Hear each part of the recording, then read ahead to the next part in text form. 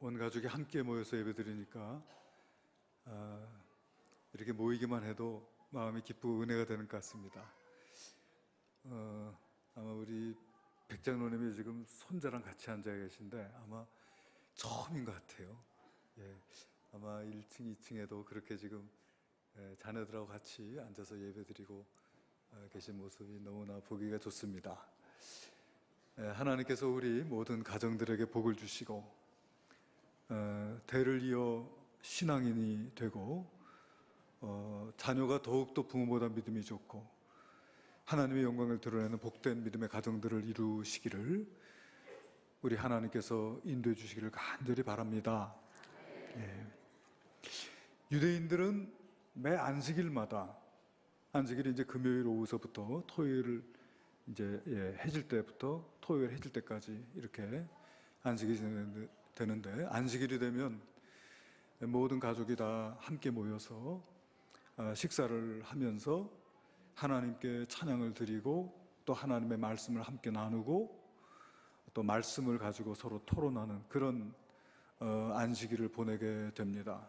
할아버지, 할머니, 엄마, 아빠, 손자, 손녀 이렇게 다 함께 모여서 매 안식일마다 함께 식탁을 나누고 함께 예배드리고 함께 말씀을 가지고 믿음을 나누는 그런 안식일을 지키고 있어요. 그건 가정의 공동체일 뿐만 아니라 이 가정이라고 하는 것이 신앙의 공동체라고 하는 것을 분명히 알 수가 있는 부분인데요.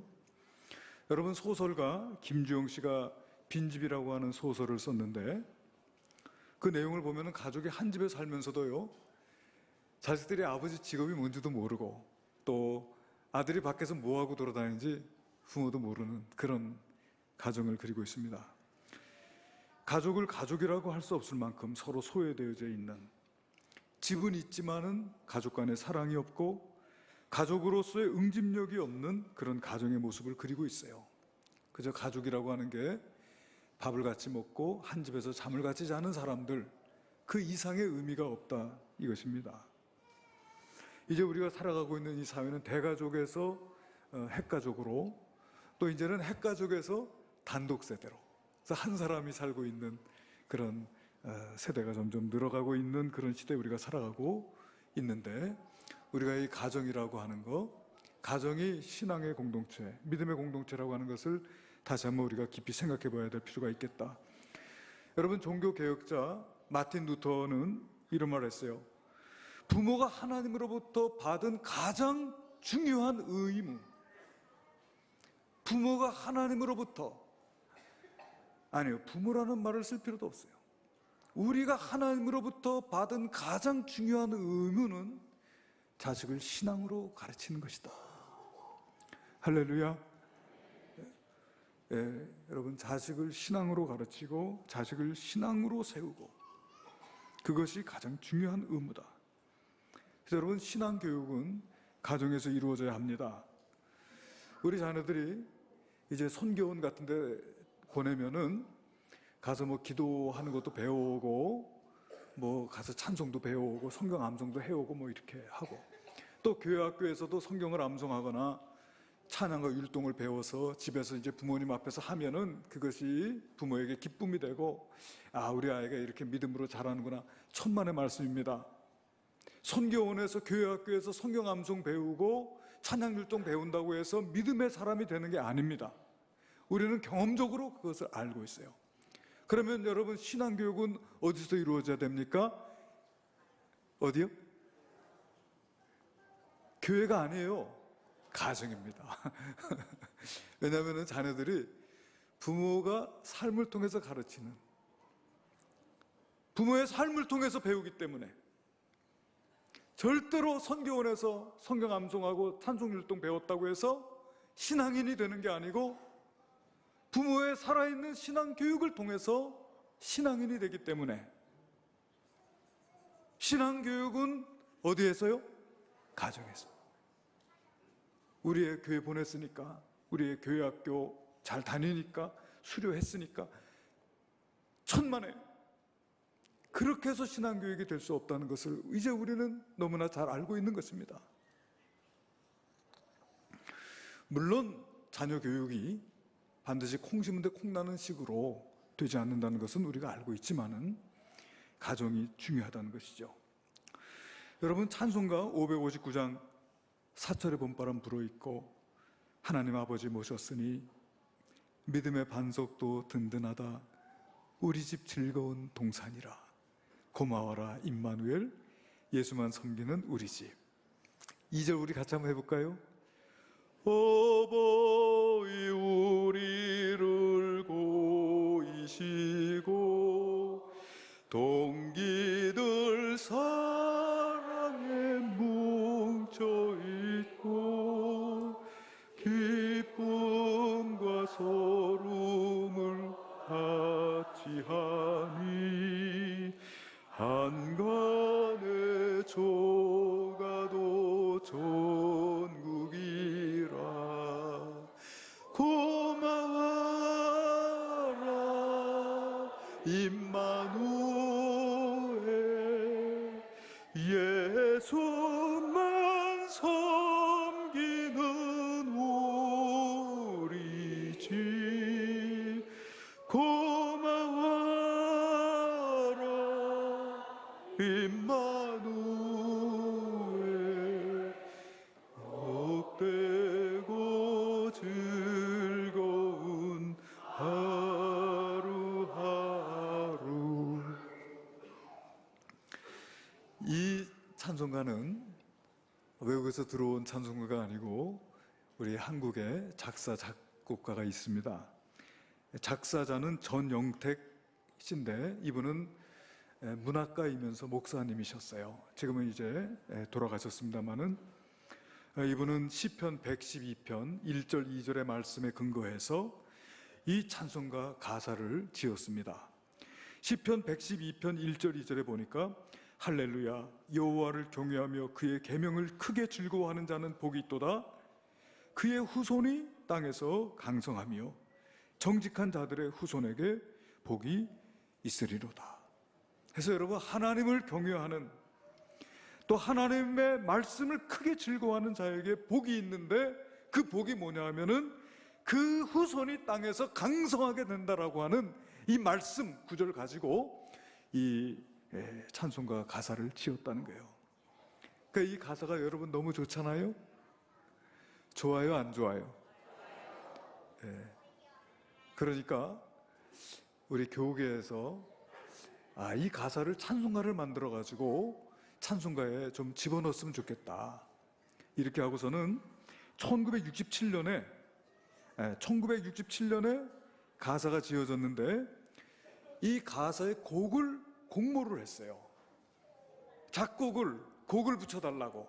그래 공모를 해서 곡조를 공개 모집을 하게 됐는데 그때 구두회라고 하는 분이 이 글에다가 곡을 붙여가지고 선정이 됐어요.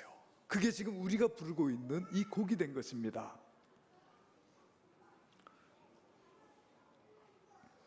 그런데 이 구두회 이분은 장로님이신데 지금은 연세가 91세나 된 장로님이신데 우리가 잘 아는 찬송가 어머니의 넓은 사랑 그 찬송가 여러분 아시죠? 그 찬송가도 곡을 붙이신 분이세요. 아주 우리가 즐겨 부르고 애창하고 있는 찬송가를 지으신 분이십니다. 이렇게 좋은 찬송가에 글을 붙이신 분이신데요. 이분이 이제 일본으로 미국으로 유학을 하신 분이에요. 근데 여러분 옛날에 유학 생활하는 게 얼마나 어렵습니까? 그 유학 시절에 하나님 앞에 기도를 했어요. 그런데 하나님께서 그 힘든 유학 생활에 하나님께 기도하는 것들마다 하나님께서 응답해 주셨어요. 하나님의 은혜를 너무 감사하게 생각하고 있었습니다. 이렇게 기도를 했다고 그래요. 하나님, 앞으로 이보다 더 어렵고 힘들어도 참고 견딜 힘을 주소서. 일생을 주를 위해 살겠습니다. 다만 앞으로 결혼을 하면 제 자식들은 저처럼 부모 한쪽이 일찍 떠나서 외롭게 살지 않게 백년해로하게 해 주소서. 결혼도 하기 전에 이런 기도를 한 거예요. 왜냐하면 자기는 어머니가 일찍 돌아가셨으니까 너무 외롭게 지냈기 때문에 하나님 내 앞으로 결혼하면 내 자식들은 외롭지 않도록 우리 부부가 백년해로하게 해달라고 그렇게 기도를 했다고 그래요. 그런데 지금 내외가 91세입니다. 건강을 누리고 있다고 그래요. 그리고 그 기도가 응답이 돼가지고 2남 1녀의 자녀를 뒀는데 자녀들도 다 사회적으로 성공하고, 장녀인 구진경 씨는 뉴욕 메트로폴리탄 바이올리니스트로, 장남 구자경 박사는 카이스트 수학과 교수로, 차남 구자윤 박사는 한양대 공대 교수로, 할렐루야, 다 이렇게 너무나 하나님께서 자기가 기도한 것마다 다 들어 응답해 주셨다는 것입니다. 그래서 이 구두의 장로님은 결혼해서 매일 저녁마다 가정 예배를 드렸다는 거예요. 매일 저녁마다 가정 예배를 드렸어요. 아이들과 손주들이 대대로 신앙을 이어받아 지키도록 기도를 했습니다. 그러면서 이분이 고백하는 말이 뭐냐면은, 신앙의 대를 이어가기만 하면 축복은 보증수표다, 이런 말을 했습니다. 우리 한번 따라해 보겠습니다. 신앙의 대를 이어가기만 하면 축복은 보증수표다. 할렐루야, 할렐루야. 우리 모두 다 신앙의 대를 자자손손 이어갈 수 있는 가정들이 되어야 되리라고 믿습니다. 우리가 성경에 보면은 신앙의 대를 이은 가정, 아브라함, 이삭, 야곱, 또 요셉으로 이어지는 그 가정이요, 창세기 이야기가 그 네 사람의 이야기, 사실은 창세기가. 근데 그들이 히브리 민족인데, 히브리 민족은 이 이브리라고 하는 그 말에서 나온 말인데, 그 말이 뭐냐면 건너온 자다, 강을 건넌 자다, 그 뜻이래요. 그런데 그 속뜻은 뭐냐면은, 말하자면 떠돌이, 고향을 떠난 떠돌이 소수 민족이다, 그런 뜻이라는 거예요. 히브리 민족이라는 것이.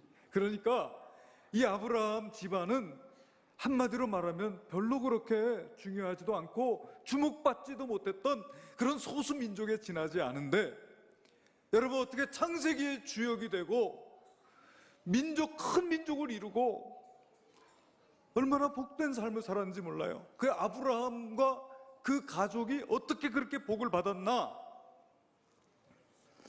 신앙의 대를 이었기 때문인 줄로 믿습니다. 신앙의 대를 이었어요.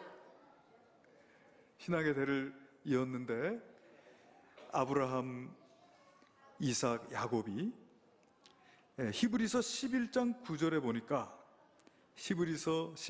보니까, 믿음으로 그가 이방의 땅에 있는 것 같이 약속의 땅에 거류하여 동일한 약속을 유업으로 함께 받은 이삭 및 야곱과 더불어 장막에 그러니까 아브라함과 이삭과 야곱이요, 동일한 유업을 함께 받았다는 거예요. 그러니까 이분들이 신앙의 대를 잇고 같은 신앙을 가지고 같은 하나님을 섬기면서 그 하나님의 언약의 말씀을 붙들고 살아가니까 그렇게 복을 받았다는 거예요. 여러분 믿음이 되시죠? 그렇습니다. 함께 믿었고 함께 소망했고 함께 순종하는 삶을 살았다. 그래서 이 아브라함은요, 믿음의 가장이었어요. 가족을 믿음으로 인도했어요. 삶으로 실천하는 믿음으로 그 자녀들을 인도했어요.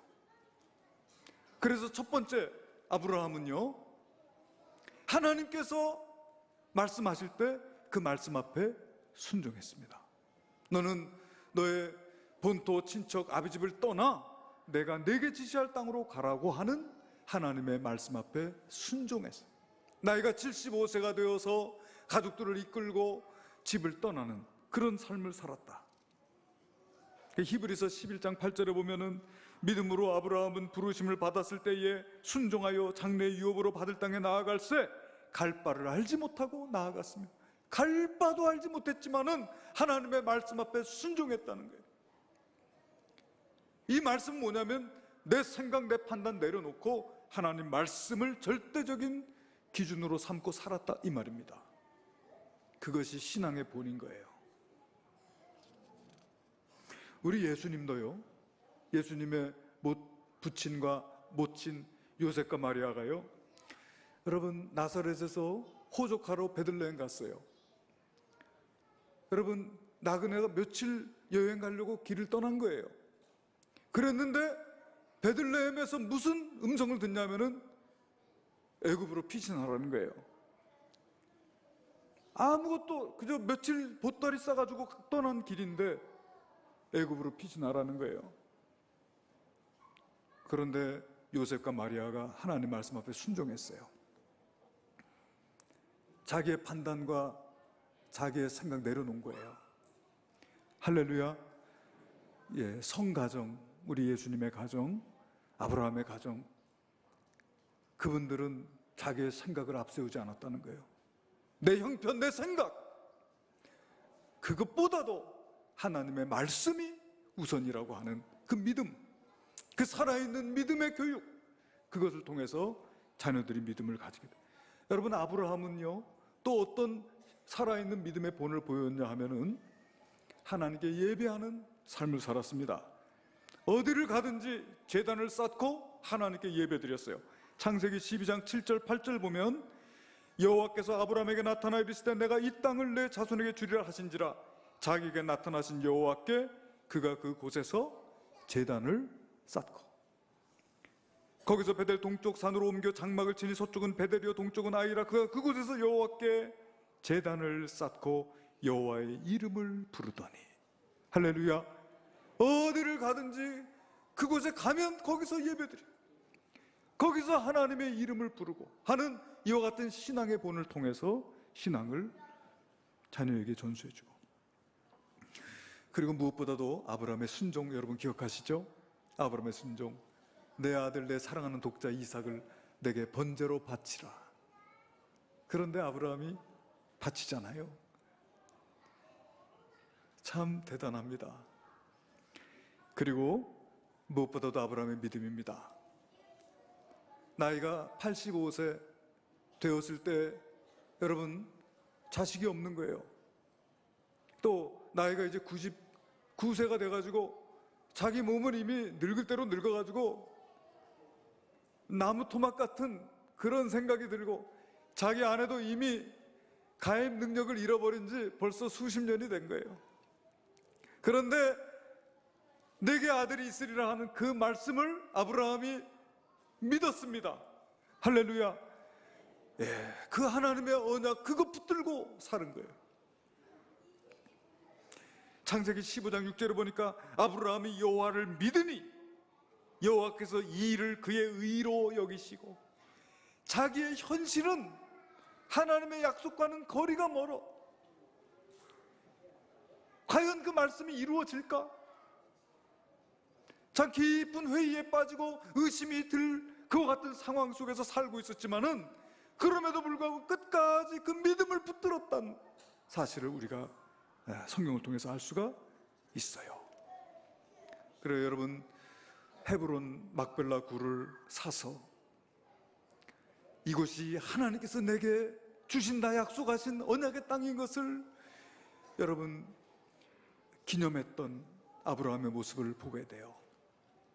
자기 아내 사라를, 또 자기 자신과 이삭과 리브가, 야곱과 라헬을 그곳에 장사 지냄으로써 여러분 이스라엘 백성들이 출애굽해서 그 하나님의 언약을 기억하고 그 가나안 땅 헤브론 막벨라 굴을 찾아서 여러분 그 행진을 할 수 있었던 것은 바로 아브라함의 그 믿음을 이어받았기 때문이라고 하는 것을 알 수가 있어요. 그 아들 이삭을 장가 보낼 때도 아들 이삭을 위해서 장가를 보내야 되겠는데 그 아내가 중요하단 말입니다. 그러니까 자기 집에 늙은 종을 자기 고향으로 보내서 아내를 구해오라고 했어요. 그랬더니 그 늙은 종이 가면서 뭐라고 하냐면은, 그런데 주인님, 만약에 여자가 이곳으로 오려고 하지 않으면은 아들을 데려갈까요? 그때 아브라함의 이야기가 창세기 24장 6절, 7절, 8절에 이렇게 기록이 되고 있습니다. 아브라함이 그에게 이르되 내 아들을 그리로 데리고 돌아가지 아니하도록 하라. 왜? 그 이유가 하늘의 하나님 여호와께서 나를 내 아버지의 집과 내 고향 땅에서 떠나게 하시고 내게 말씀하시며 내게 맹세하여 이르시기를 이 땅을 내 씨에게 주리라 하셨으니 그가 그 사자를 너보다 앞서 보내실지라 내가 거기서 내 아들을 위해 아내를 택할지니라. 만일 여자가 너를 따라오려고 하지 아니하면 나의 이 맹세가 너와 상관이 없나니 오직 내 아들을 데리고 그리로 가지 말지니라. 이 분명한 믿음 뭐예요? 이곳은 하나님께서 내게, 너와 내 자손에게 주리라고 약속하신 땅이기 때문에 내 아들은 여기서 살아야 된다는 것입니다. 그러니까 여자가 따라오지 않으려고 한다고 해도 내 아들을 데려갈 수는 없고, 하나님께서 너보다 앞서가서 여자를 이곳으로 오도록 예비해 놓으실 것이다. 그게 아브라함의 믿음이었어요. 할렐루야. 이런 믿음을 보였던 것을 우리가 보게 됩니다. 이삭도 하나님께서 아브라함에게 주신 이 언약의 말씀을 믿었고 그것을 자기 자식들에게 전해줘요. 야곱이 형 에서에게 이제 미움을 받고 도망을 가잖아요. 도망을 갈 때 이삭이 야곱을 불러가지고 야곱에게 축복을 합니다. 야곱에게 축복을 해요. 그 축복하는 말씀은 뭐냐면은 하나님께서 아브라함에게 주셨고 아브라함이 내게 주었던 하나님의 그 언약의 축복, 그 언약의 축복을 야곱에게 주는 내용입니다. 창세기 28장 1절로부터 4절까지의 말씀을 우리 같이 한번 읽어봤으면 좋겠어요. 큰 목소리로 한번 읽어봅시다. 이삭이 야곱을 불러 그에게 축복하고 또 당부하여 이르되 너는 가나안 사람의 딸들 중에서 아내를 맞이하지 말고 일어나 밧단 아람으로 가서 내 외조부 부두엘의 집에 이르러 거기서 내 외삼촌 라반의 딸 중에서 아내를 맞이하라.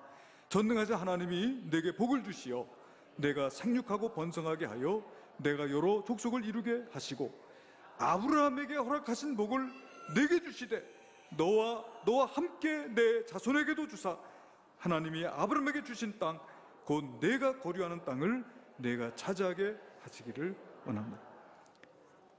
이 언약의 축복의 전달자가 되었습니다.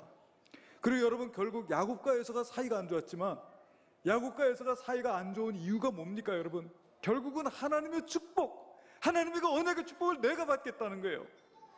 그것 때문에 서로 다퉜던 것을 우리가 보게 돼요. 오늘 우리가 읽은 본문은 이스라엘 백성들에게 주신 하나님의 말씀입니다. 이스라엘 백성들은 이 말씀을 쉐마라고 일컬으면서 아주 중요하게 생각합니다. 오늘 이 말씀 신명기서 6장 4절로부터 9절까지의 말씀인데요, 이 말씀을 읽어보면은 하나님의 뜻이 분명합니다. 하나님의 뜻이요, 네 가지로 정리할 수가 있는데, 제일 먼저는 하나님을 사랑하는 거예요. 자, 우리 4절 5절을 같이 한번 읽어보겠습니다. 4절 5절 시작. 이스라엘아 들으라. 우리 하나님 여호와는 오직 유일한 여호와이시니 너는 마음을 다하고 뜻을 다하고 힘을 다하여 내 하나님 여호와를 사랑하라. 첫 번째, 다 줄이면 사랑하라. 하나님 여호와를 사랑하라. 그리고 두 번째는 하나님의 말씀을 마음판에 새기라는 거예요. 자, 6장 6절입니다. 시작. 오늘 내가 내게 명하는 이 말씀을 너는 마음에 새기고. 하나님의 말씀을 마음판에 새기라는 거예요. 하나님의 말씀을 중요하게 여기고 그 말씀을 따라 행하라는 것입니다. 그리고 세 번째 뭐냐면 6장 7절 읽겠습니다. 시작. 내 자녀에게 부지런히 가르치며 집에 앉았을 때든지 길을 갈 때든지 누워있을 때든지 일어날 때든지 이 말씀을 강론할 것이며, 다시 말하면 내 자식에게 가르쳐라. 다시 말하면 여호와를 사랑하고 하나님의 말씀을 마음판에 새기고 그리고 내 자식에게 가르쳐라, 이것입니다. 믿음 생활을 잘 해야 되지만은 믿음 생활 잘하는 것만큼 중요한 건 뭐냐면 내 자식에게 그 믿음을 가르치는 것, 그것이 중요하다는 거예요. 네 번째는 뭐냐면은 그것을 내 손목에 메고 미간에 붙이고 집 문설주 바깥문에 기록하라고 하는, 그러니까 잊지 말라고 하는 이런 말씀인 것을 보게 돼요. 여러분, 우리 자식들에게 믿음을 전수하고 신앙을 가르쳐 줄 수 있는 그러한 여러분 믿음의 식구들 다 되실 수 있게 되기를 간절히 바라고요. 그렇게 하기 위해서 중요한 게 뭐냐면, 요즘에 아버지들이 말입니다, 아버지들이 설 자리가 없어요. 아내도 자식도 아버지를 무시한다고 하지요. 여러분, 아버지들이 설 자리를 찾아야 됩니다. 아버지가 설 자리를 찾아 주어야 합니다. 아버지가 설 자리가 어디입니까, 여러분? 아버지가 설 자리는요, 믿음의 세대주가 되는 것입니다. 아멘. 예. 여러분, 야곱과 아버지 축복을 그렇게 받으려고 길을 쓰는데, 아버지가 영적인 권위자, 하나님의 축복의 전달자, 영적인 리더, 믿음의 세대주, 가정의 제사장, 그렇게 되니까 자식들이 부모의 말을 듣는 거예요. 아멘. 그렇게 하기 위해서는요, 무엇보다도 중요한 것이 가정 예배입니다. 가장이 가정 예배 드리자, 이 말을 하고요, 모든 가정의 구성원들이 그 말에 따라서 예배 자리로 나와서 예배를 드리는 일들을 해야 돼요. 예배 인도자, 아버지가 예배 인도자가 되고, 아버지가 아내와 자녀들을 위하여 기도하는 영적인 리더가 되고, 아버지가 믿음의 세대주가 되고, 아버지가 그 가정의 제사장이 될 때, 여러분, 아버지의 권위가 서게 될 줄로 믿습니다. 무엇보다도 중요한 것 같아요. 그냥 교회 학교 데리고 왔다고 신앙교육 끝났다고 생각했다가는 낭패를 당하기가 쉽습니다. 가정에서 살아있는 신앙교육과 그리고 가정 예배, 신앙의 본을 보임으로써 그 자녀들에게 믿음을 세워가는 자들이 되어야 될 줄로 믿습니다. 한 가지 말씀드리고 마치도록 하겠습니다. 최의중 장로님이라고 하는 분이 계세요. 이분은 대이그룹 회장이시고, 어렸을 때부터 세 가지 소원을 가지고 이분은 살았다고 그래요. 그래서 세 가지 소원, 뭐냐면은 나중에 박사가 돼가지고 대학 교수가 됐으면 좋겠다, 그것이 첫 번째 소원이고, 두 번째 뭐냐면 큰 회사를 차리고 내가 사장이 됐으면 좋겠다, 이게 두 번째 소원이었고, 세 번째가 뭐냐면은 내가 죽을 때까지 교회 100개를 세웠으면 좋겠다, 그것이 이분의 소원이었는데, 이분의 이 책이 말이죠, 2009년도에 쓰여졌으니까 그 2009년도에 쓰여진 책에 보니까 그때까지 68개의 교회를 세웠다고 그래요. 그러니까 자기 꿈은 거의 다 이루어졌고 이루어져 가고 있다. 대학 교수는 됐고 또 기업의 회장도 됐는데, 교회는 2009년 당시에 68개를 국내외에 지었다는 것입니다. 이분이 쓴 저 하늘 경영이라고 하는 책을 보니까 아주 감동적인 이야기가 있어요. 초등학교 5학년 때 6.25 전쟁이 납니다. 6.25 전쟁이 나니까 가족들이 다 함께 모여가지고 산으로 피신을 갔어요. 그때는 대가족이니까 가족이 한 20명쯤 됐답니다. 한 20명이 산에서 이제 숨어서 지내는데, 거기에서 이제 우리 한국군 패잔병들을 만나게 돼요. 한국군 패잔병들이 이제 도망을 가면서 만난 겁니다. 만나서 지금 인민군이 이리로 오고 있으니까 여기 있는 것보다는 산 밑에 마을로 내려가는 것이 더 안전할 것이다. 그런 이야기를 해주는 거예요. 그래서 그 말을 듣고서는 가족들이 같이 이제 다시 또 짐을 챙겨가지고 산 밑으로 내려갑니다. 근데 산 밑으로 내려가는데 내려가는 중간에 보니까 인민군들이 새까맣게 올라오고 있는 거예요. 지금 불사 이제 죽었다 할 때 아버지가 이런 말 합니다. 모두 다 짐을 풀어서 성경 찬송을 땅에 묻어라. 인민군들은 성경 찬송이 있는 사람은 반드시 죽인다고 하더라. 빨리, 시간이 없으니까 성경 찬송을 땅에 묻어라. 그래서 가족들이 막 그냥 짐을 풀어갖고 성경 찬송을 다 꺼내서 손으로 막 땅을 파가지고 성경 찬송을 다 묻은 거예요. 나중에 우리가 인민군들이 가고 나면 다시 와서 성경 찬송을 찾자고 자기들이 갖고 있는 뭐 옷이나 신문지에 싸가지고 이렇게 성경책을 묶어서 덮고 내려가다가 인민군을 만났어요. 인민군이 검문 검색을 합니다. 짐을 뒤지다가 성경 찬송 없고 하니까 뭐 민간이고 하니까 그냥 풀어줬다는 거예요. 그래서 모두 다 안전하게 마을로 내려올 수 있었는데 그날 저녁에 20명의 가족이 함께 모여가지고 하나님의 은혜가 너무 감사한 거예요. 우리를 안전하게 지켜주셔서 감사해. 야, 우리 하나님께 예배드리자. 그래서 예배를 드리려고 하는데 성경 찬송에 아무도 없는 거예요. 아무도 없으니까 서로 얼굴만 쳐다보고 있는 겁니다. 그런데 그때 가족 중에 한 사람이 보따리를 딱 내려놓더니 보따리를 막 풀더래요. 근데 거기 성경 찬송이 들어있던 거예요. 그러면서 성경 찬송을 딱 내려놓고서는 예배드리자고 하더래요. 그분이 누구냐?